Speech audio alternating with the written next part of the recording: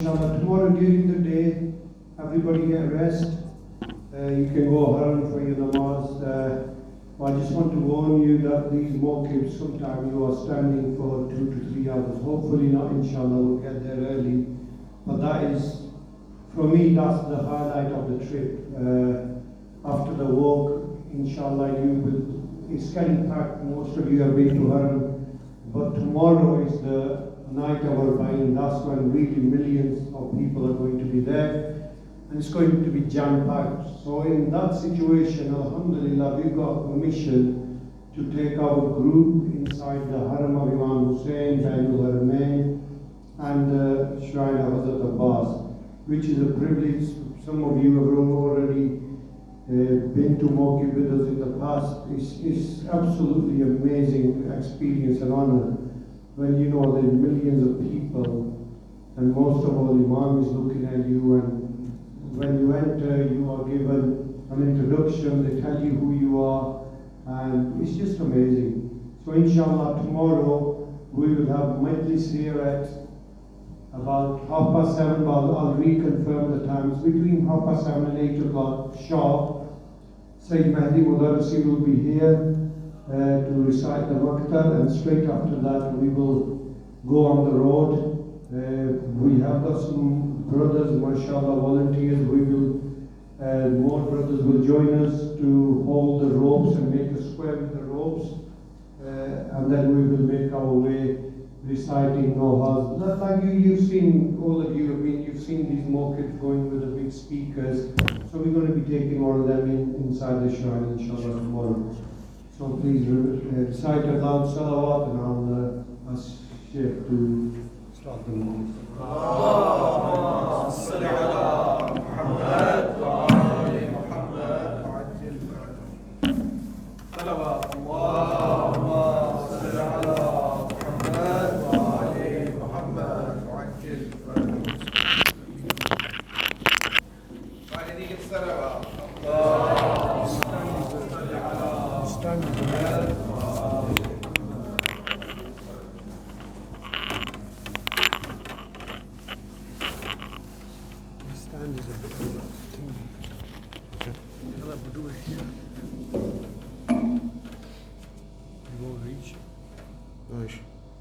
You can all hear me, right?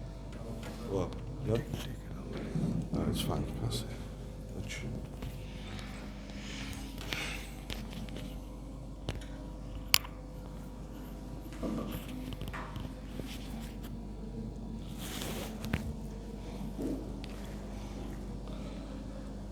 ما شاء الله لا حول ولا قوة إلا بالله العلي العظيم. حسبنا الله ونعم الوكيل، نعم المولى ونعم النصير. ربي اشرح لي صدري ويسر لي أمري واحلل عقدة من لساني يفقه قولي. أعوذ بالله من الشيطان اللعين الرجيم.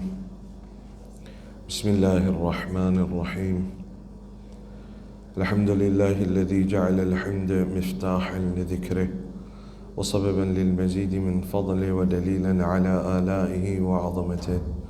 ثم الصلاة والسلام وتحية والإكرام على النبي الأمي المكي المدني الهاشمي الذي سمي في السماوات بأحمد وفي الأراضين بأبي القاسم محمد.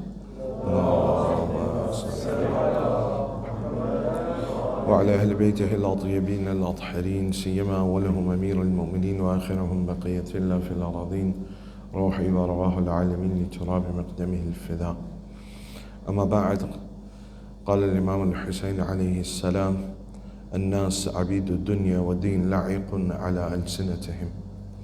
For the happiness of Hazrat Zahrain Marziyah, for the enlightenment of the graves of your marhumin, of the graves of the shuhada, ulama and siddiqeen, for the safety of the followers of Ahlul Bayt around the world, and for the safety and hastening of the reappearance of Hazrat Baqiyatullah al-A'zam arwahun al-Fida, please recite your loudest salawat.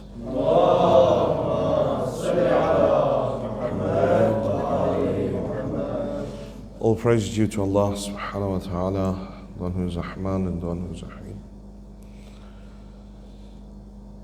Your second or third day in the holy city of Karbala has come to an end.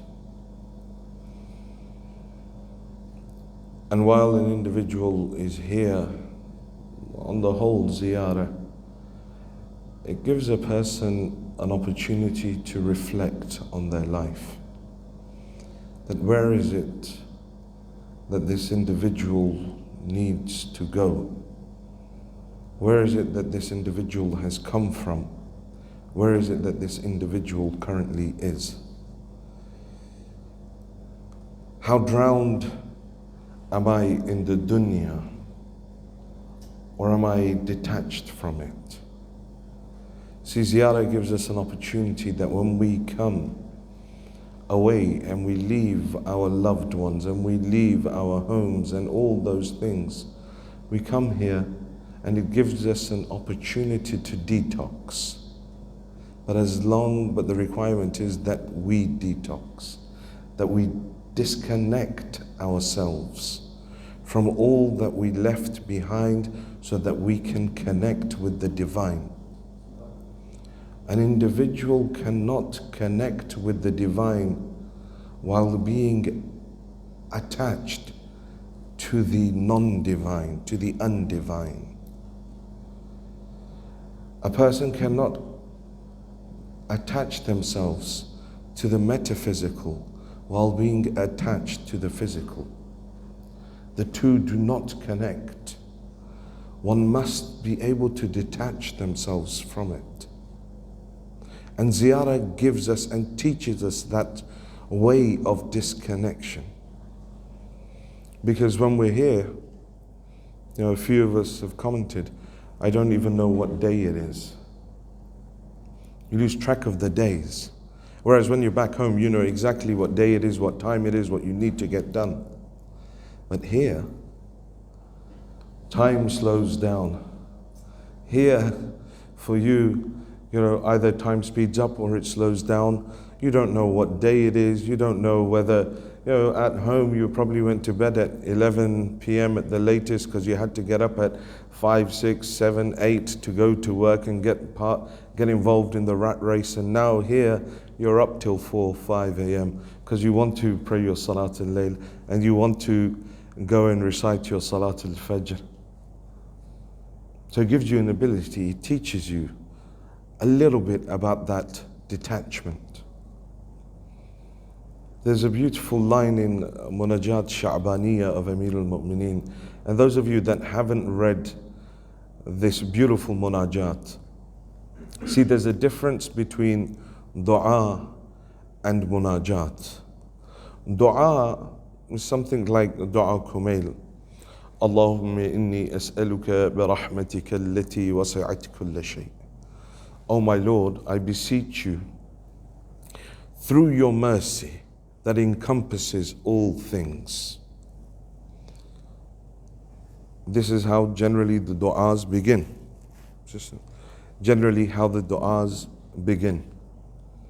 But you come to a munajat, and that's different.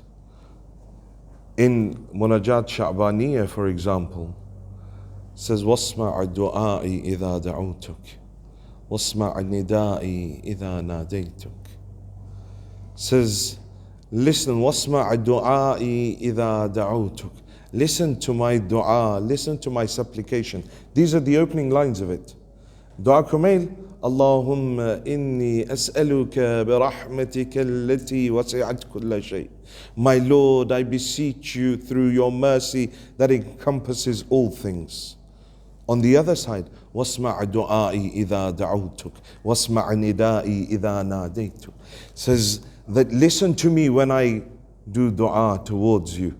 Hear my cries when I wail towards you.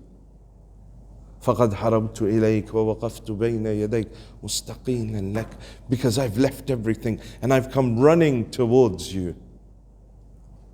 There's a difference.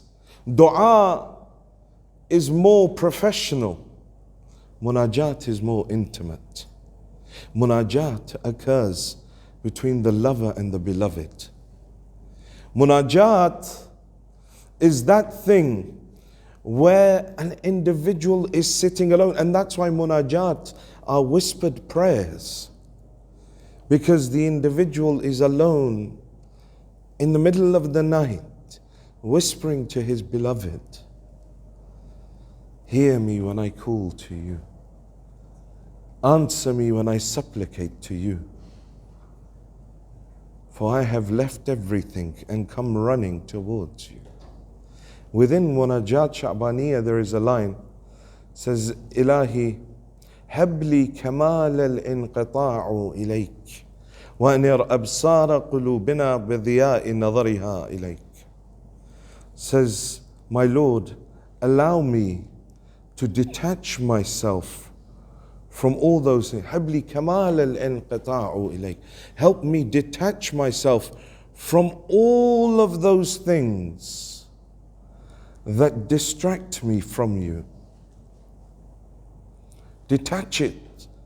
Because there are all these things in the realms of multiplicity, in this realm that we live in, where there are multiple things that are looking to distract us and looking to take away our attention from the divine.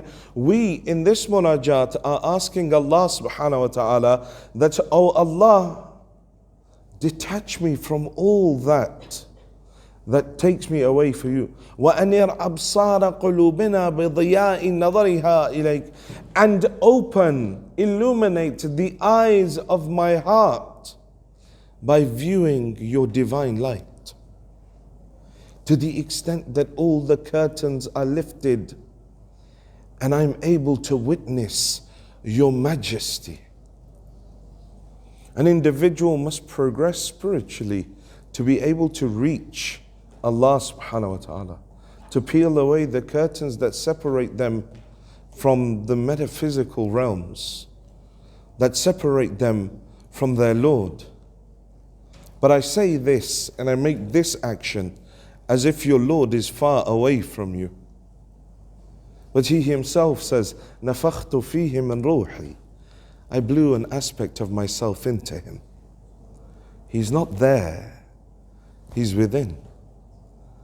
That's why he tells the Holy Prophet, says, O Prophet, tell them that when my ibadi, when my servants come and ask you about me, tell them, فَإِنِّي قَرِيبٌ. I'm near them. I hear every single call. I answer every single prayer of theirs. He doesn't exist out there. An aspect of Him exists here. We talk about it as spiritual progression, but in reality it's spiritual regression. Because everyone was born upon haqq. Everyone was born knowing that reality. When you were children and you smiled in your crib, or your own children smile in their cribs while no one is around, and you think, oh, look how cute that is. Amirul Mu'mineen says, yes, cute it is, because the angels are coming and entertaining this child. Because the angels, the malaika are coming. That individual that was babysat by the malaika now has reached a point where the Quran says, أُولَٰئِكَ كَالْأَنْعَامِ بَلْ هُمْ أَزَلٌ. They're like animals. No, they're worse. Your position, so that's why I'm saying it's spiritual regression.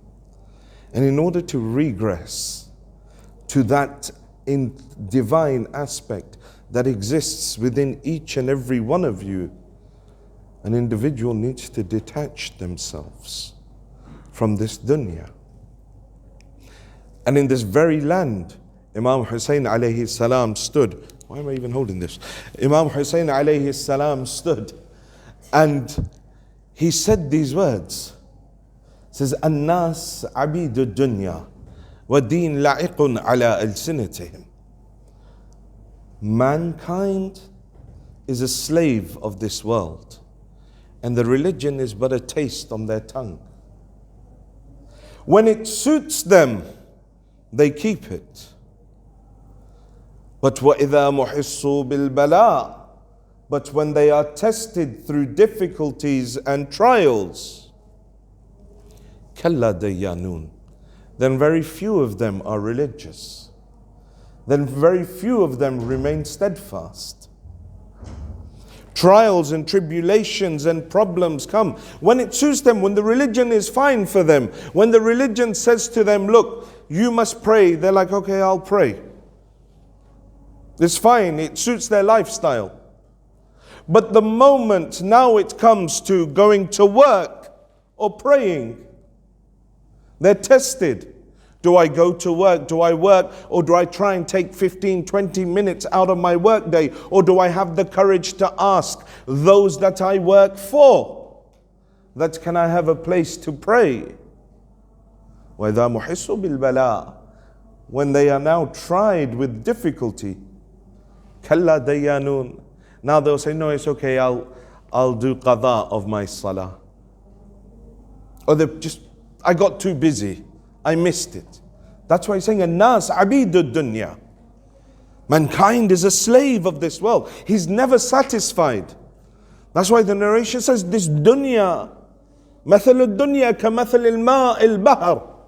The example of this dunya is like that of the seawater. You drink it because you're thirsty. No matter how much you drink, your thirst is never quenched until the person is killed. The dunya is made like that. That no matter how much you have, it's never enough. It's never enough. Because it's there to distract you. All our lives, Allah subhanahu wa ta'ala in the Hadith Qudsi, He says, يا ابن آدم خلقت الأشياء لك وخلقتك الأجل. I created all of this existence for you, but I created you for me. You were created for my worship. And Allah subhanahu wa ta'ala in another part of Hadith Qudsi says, oh son of Adam, I created you for worship.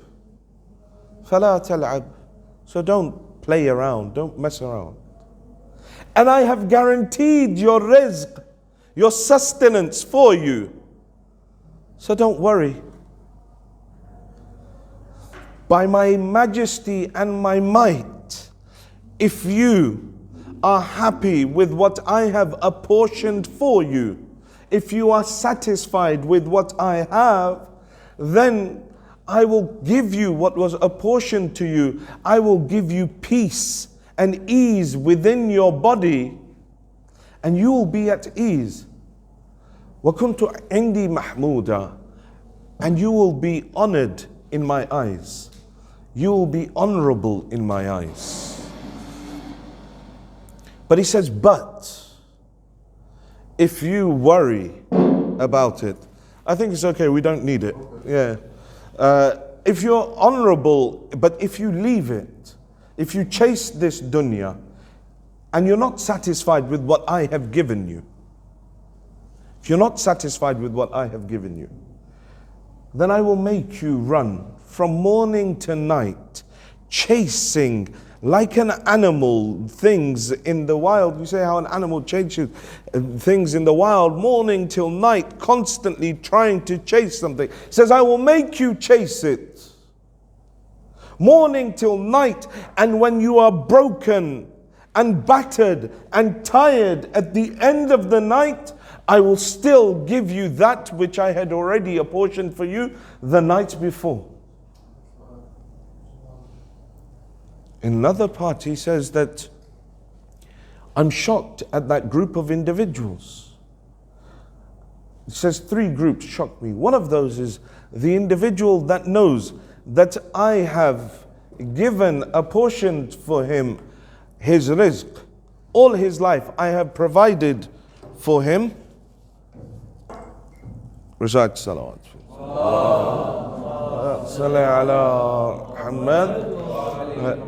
I have apportioned his rizq for him. All his life I have been providing him with clothing, with health, with food. There is no time he's been homeless. I have given him everything that he ever wanted. I've never let him starve.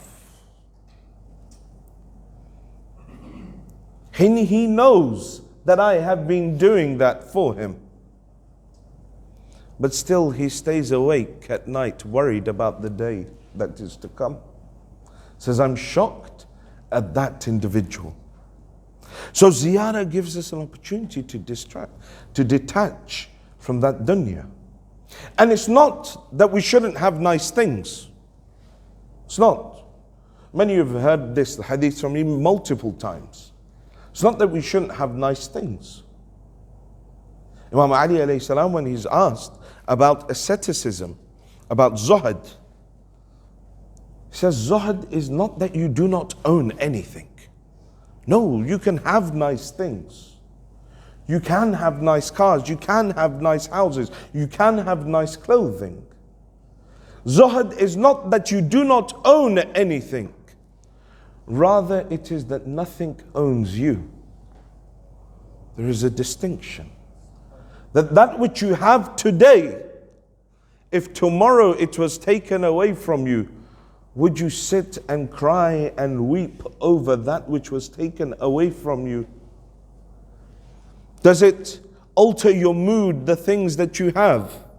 You have your mobile phone, the most dearest possession in our lives.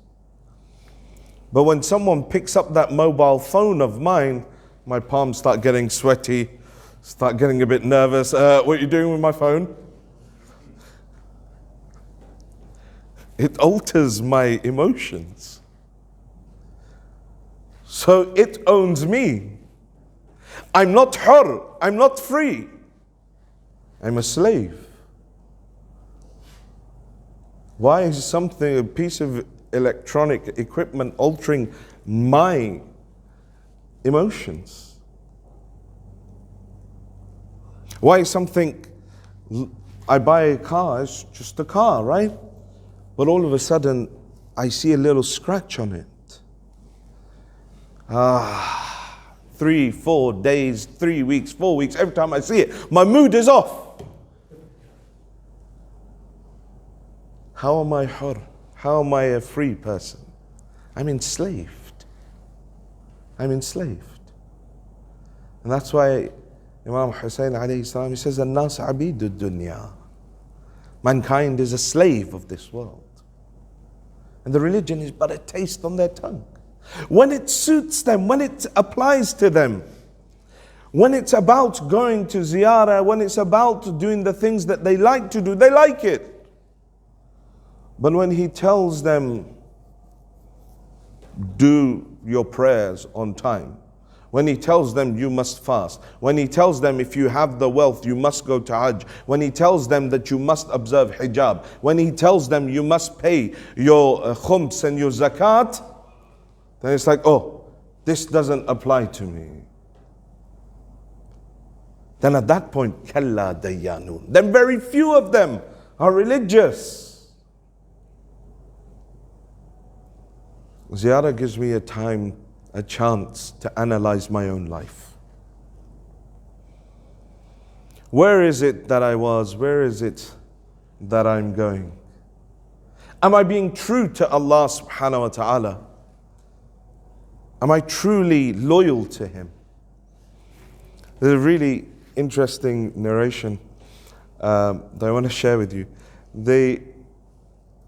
It's in Safinatul Bihar of Allama Majlisi, under the section of Usfur, bird. And he says that one day Sulaiman alayhi salam was flying over his kingdom. And as he was flying, he saw two birds in conversation with each other. So Sulaiman comes down and listens into this conversation. And it's the male bird trying to court the female bird. And he's saying to her, listen, if you marry me, if you choose me, I will take the throne, I swear by God, I will take the throne of Sulaiman in my beak, وَأَلْقَيْتُهُ فِي الْبَحْرِ, and I'll throw it in the sea. This small little bird is saying to this other female bird that, listen, marry me and I will pick up the throne of Solomon and throw it. The hearing this narration says, فَتَبَسَّمَ Sulaiman. Sulaiman started smiling and laughing.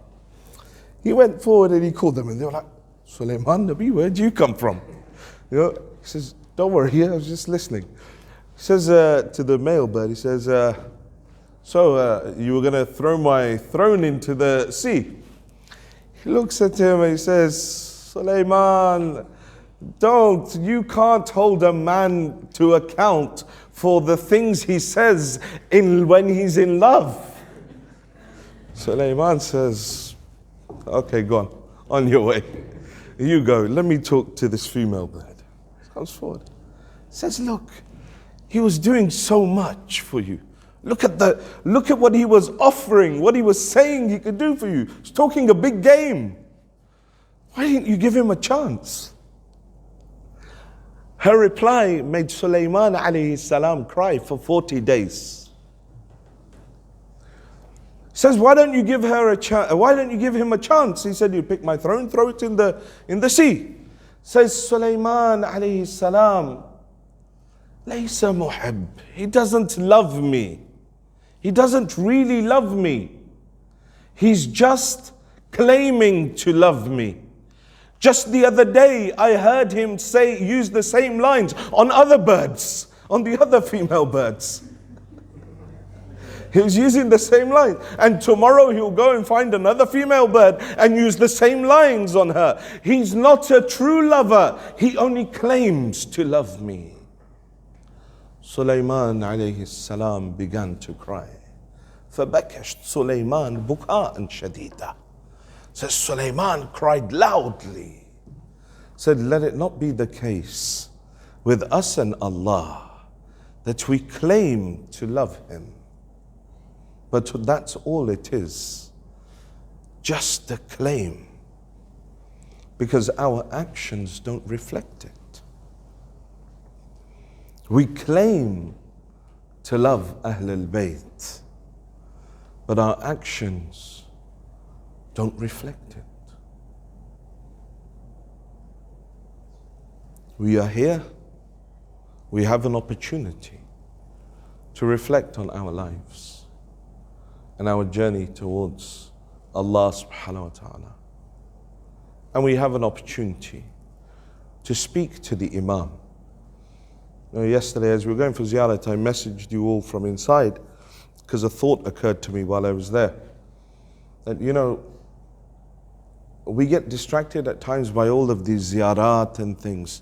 And we start reading them, and then by the end of it, we're so tired that we just recite 2 rakat namaz, and then we're just like, okay. You know, these are mustahab. They're recommended. They're not essential. If you just want to go inside and sit down and just meditate, or just talk to the Imam, you don't have to speak in Arabic. Just talk to him. I've been through these difficulties, I've had these trials. Just thank him. Talk to him.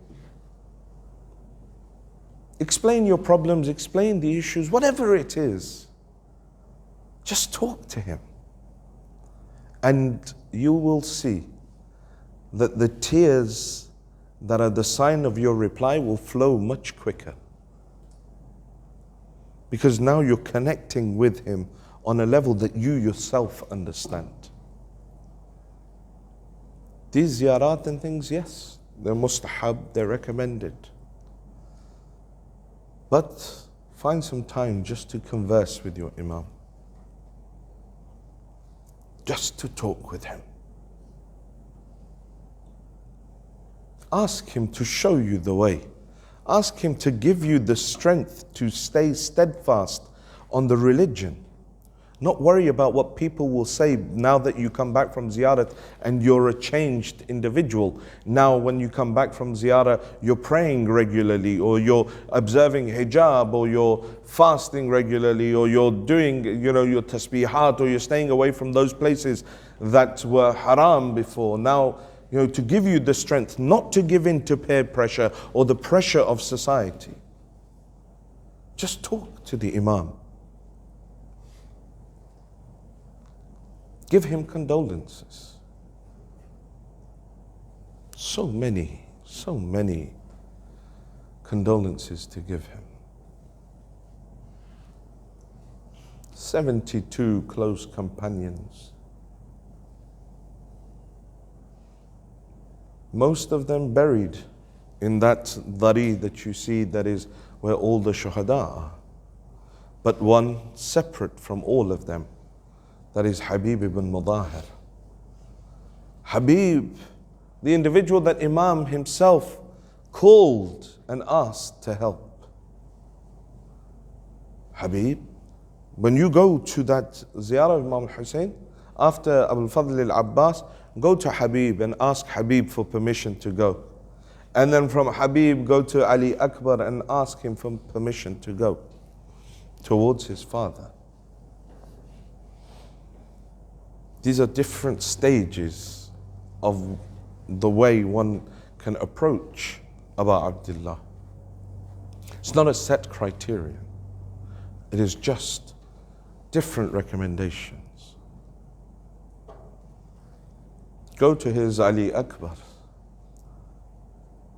That wound from the death of Ali was very difficult for Abu Abdullah.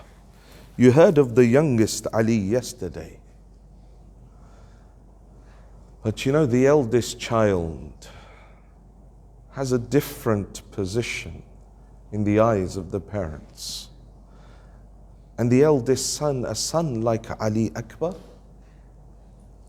whose akhlaq, whose mannerisms, whose demeanor reflected the demeanor and the mannerisms of Rasulullah.